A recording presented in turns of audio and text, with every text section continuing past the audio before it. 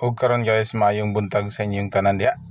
Mga viewers, what's up guys? Dito ta ngayon sa pier para magsundo sa ating bisita nga galing sa Cebu nga si Ma'am Jewins Colanag, yung nagbibigay sa atin ng mga biyahe dito sa Bohol. So susunduin natin sila kasi gusto nilang mamasyal dito sa Bohol. So ngayon nandito tayo ngayon sa pier. So habang nag-aantay tayo sa barko or sa Ocean Jet, kumukuha tayo ng hulagway dito sa Maong area guys. So sana samahan nyo ako at panoorin nyo guys. I-share, i-follow ang ating mga video, lalo na ang ating YouTube channel Andres TV at saka Bopalos Art and Vlog. Sana po suportaan nyo po guys. So samahan nyo ako guys. So ito medyo malapit na dumating yung kasi tumawag na po ang ating bisita na malapit na daw sila. So ngayon ayan, nagwi-waiting na tayo. Pinapalamig na natin yung sasakyan ngayon para pagpasok nila hindi mainit.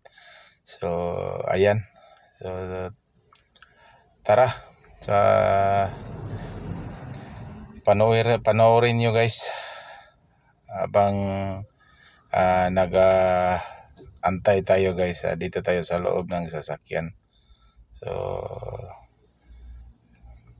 sana po maging makapag-isip din kayo na makabisita dito sa Bohol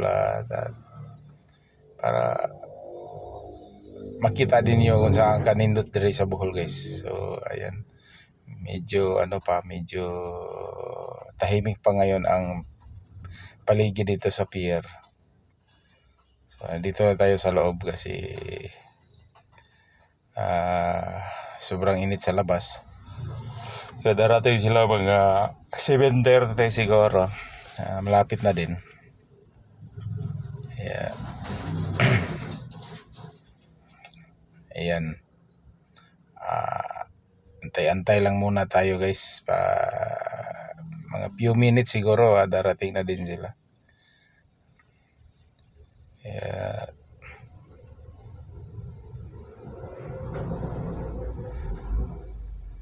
So ayan, pakita ko na sa inyo yung labasan sa pier. Kasi ready na tayo kasi nandiyan na atang barko kasi yung mga driver dyan sa pier, mga nagsusundo, ayan, naka-ready na rin sa lumabas na. Nandito na nga, mayroon nang lumabas sa barko guys. So ayan, antayin na natin ng saglit kasi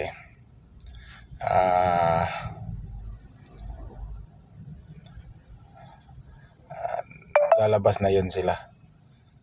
Binigay naman natin sa kanila yung plate number at saka yung contact number natin. So ayan, palabas na nag-abang-abang na yung mga driver dyan sa loob, may labasan. So ayan, labasan na guys. So naglabasan. So nandito tayo ngayon sa pier sa sa Tagbilaran City. Tagbilaran, Cagayan na naman nabanggit ko. Talagang yung Cagayan, ewan ko baka lagi ko mababanggit yung Cagayan de Oro City. Bakit ano kang meron? So ayan guys, nandito na sila ni Ma'am. Yan si Ma'am at saka si Zero. Ayan. Ayan, tinuro na tayo. Ayan. So ayan, dito na. So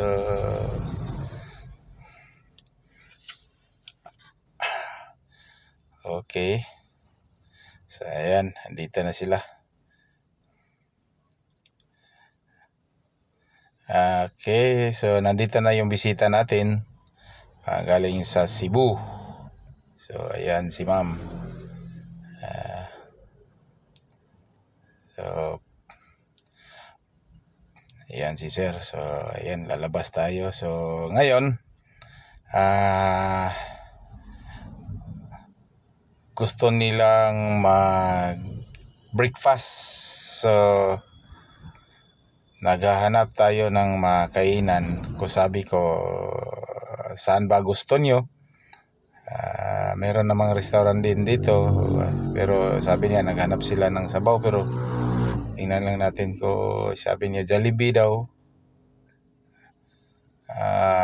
Sige, ko sabi ko mag-drive thru na lang, kumbaga.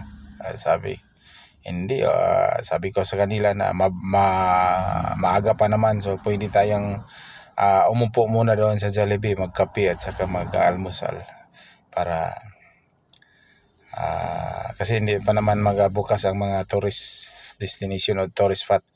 So yan, so nag-proceed kami ngayon dito sa naghanap kami ng Jollibee. So Jollibee ang gusto nila. So ngayon, nandito na kami sa Jollibee. Doon banda sa Calcita. Ayan, Calcita, Tagbilaran. So yan, nandito na kami sa Jollibee. So pinapasok na natin sila doon. Nauna tayo sumunod. Kumuha muna tayo ng hulagway dito. Ayan. So ito po yung Jollibee dito sa Bohol, sa Tagbilaran, sa may Calcita sa area, sa may bandang Kugon.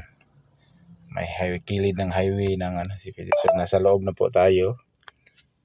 Ayan. Kasi magbe-breakfast nga. Pasensya na kayo kasi medyo naputol ating video nito.